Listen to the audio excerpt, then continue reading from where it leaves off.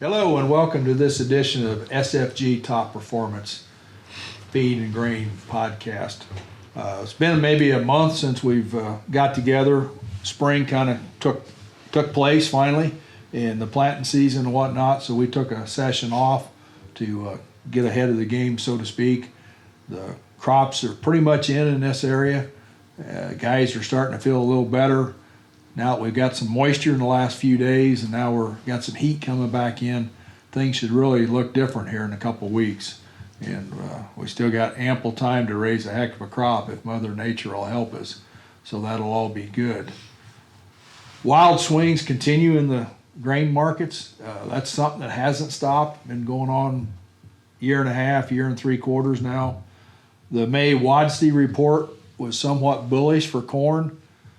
They lowered the expected yield 4 bushel, and people didn't expect that. That was kind of early in the delay game when the data was collected, but they recognized the crop in general was going to get planted a little later than normal, and so that was their reasoning in pulling 4 bushel out.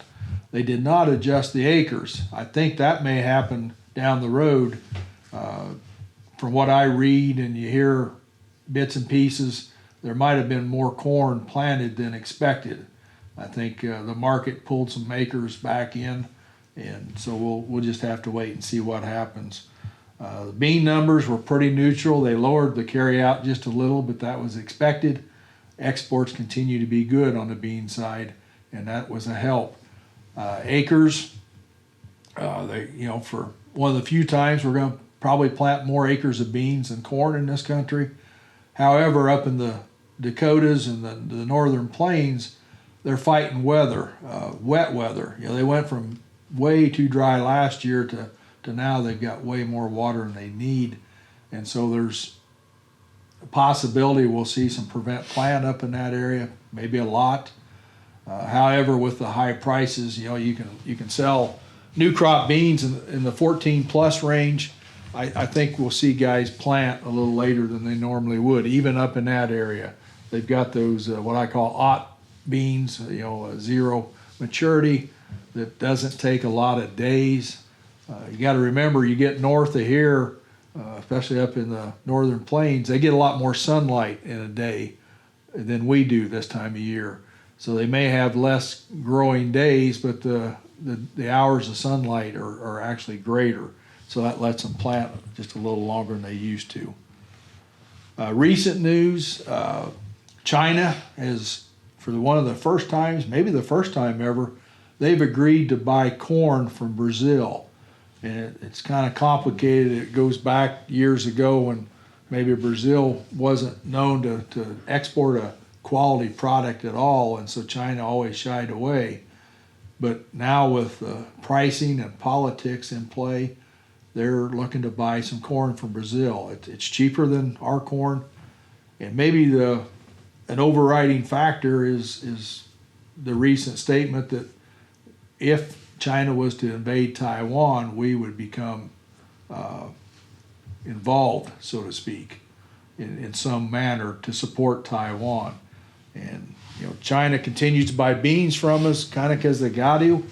The available quantities in Brazil and Argentina are winding down.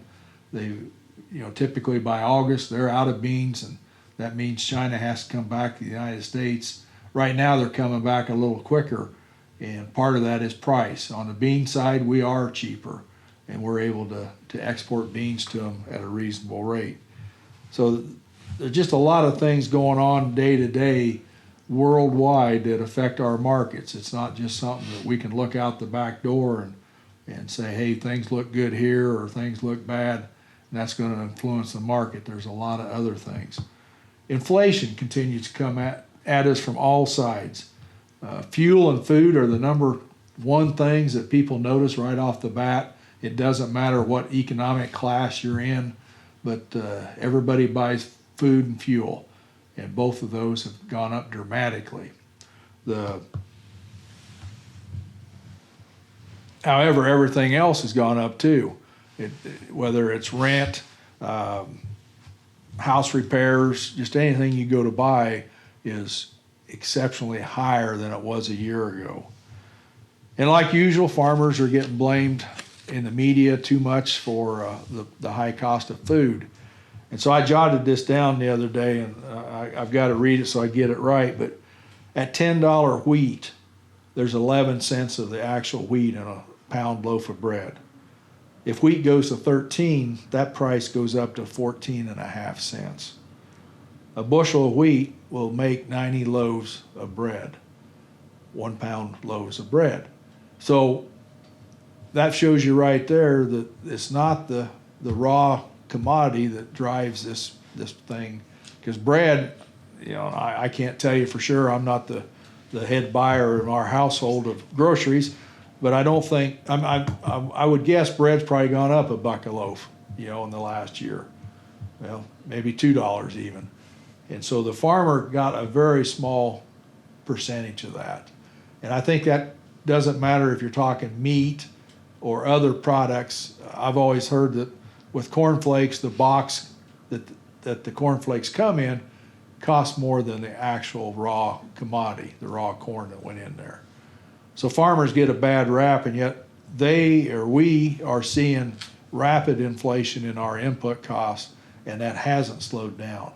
And right now today, I would venture to say that fertilizer will remain high through another season at least. And this time we got the seed bought right, because that happened before inflation really kicked in.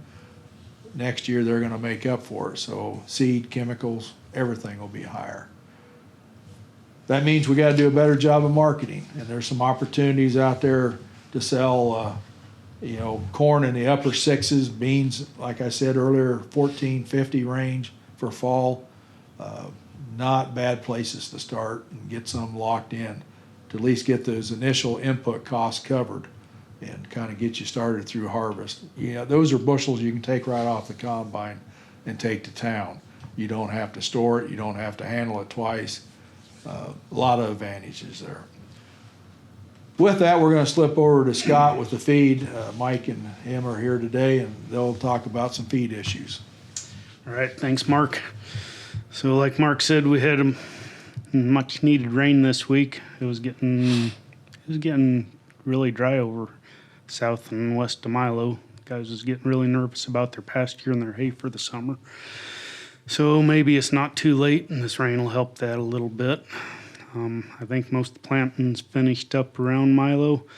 Emergence has been very quick, and it looks like it's off to a really good start.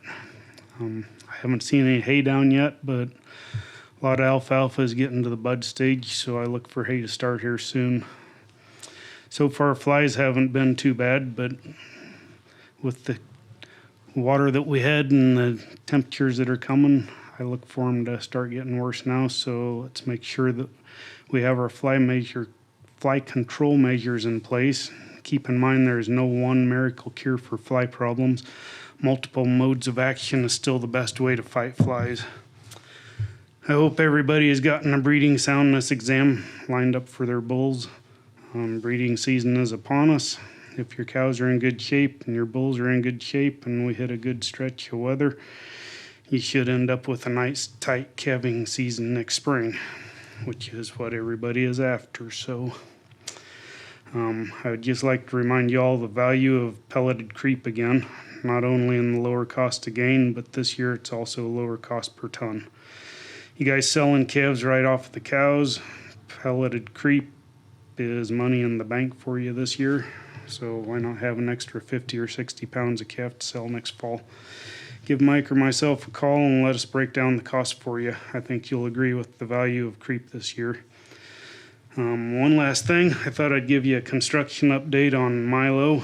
Last week they dug a hole for the new pit. Yesterday they got the walls poured for it, so it's progressing along. The structure for the loadout tank should be here in a couple weeks, and we'll keep our fingers crossed that the leg and the drag shows up by midsummer, and it should be a whole different elevator by next harvest time. So let's hope that everything works out. And that's all I got for you, Mike. What you got? Okay, thanks, Scott. Scott kind of mentioned about breeding time, and I just want to hit some points on that again because we're in breeding season.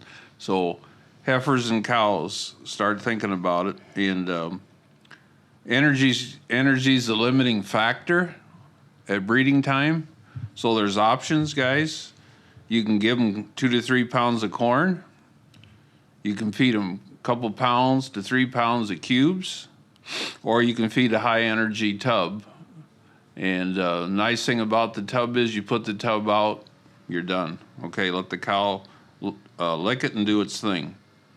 So I'll have a little more on that in a minute. Be sure you're feeding a top-notch mineral at breeding time.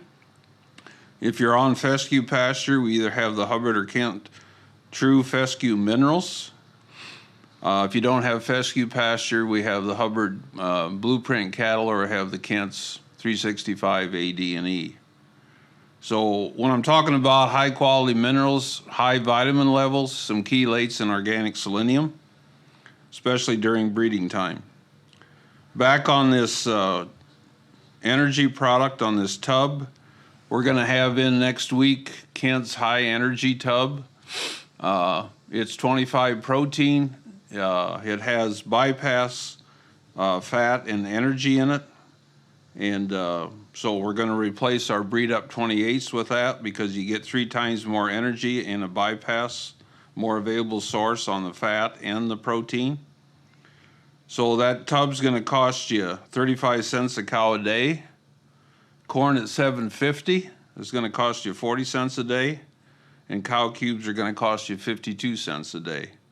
So from a time and labor standpoint and availability of energy, it's still more economical to use the tub. Some guys that used the energy tubs last year on heifers and cows along with their mineral ordered them again this year, because they said they picked up 3 to 4% more bred cows when they put the combination together. And you guys know what that means on dollars and cents. As Scott already mentioned, complete pelleted creep, you're going to get a 5-to-1 feed conversion versus other creeps, or that are not least cost, that are just least cost formulated instead of a solid formula. And the complete pelleted creep, as I said, is a 5-to-1. Yeah, you can make your own, spend your time, spend your labor, wear out your grinder, and you're going to get an 8 to 10-to-1 conversion, and the feeds cost more money. So we're ready for creep. We got the creep feeders, so call us. Let's get the calves on creep and get started.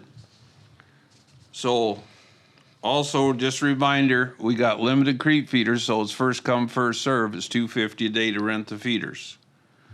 One other thing, I'm going to be sending out an article because of the price of corn and what it costs to feed these cattle. And I think you'll like what you read in there. You'll be surprised on efficiency. 1/10 difference in feed efficiency makes a difference of either losing or making an additional $18 a head on those cattle. Just 1/10. So if I'm at 6.7 feed efficiency and I go down to 6.6, and there's a lot of ways we can help you on feed efficiency, 1/10 is over $18 difference in profit on that animal. So we got to do a better job, and let us help you on improving your feed efficiency. Last thing I'd like to say to all the beef producers, this is beef month, and you guys work hard, and thank you for a quality product that all the consumers can enjoy. So thanks for your business, and give us a call. Thank you. Thanks, guys. That wraps up this edition of our podcast. We look forward to you joining us again in a couple weeks.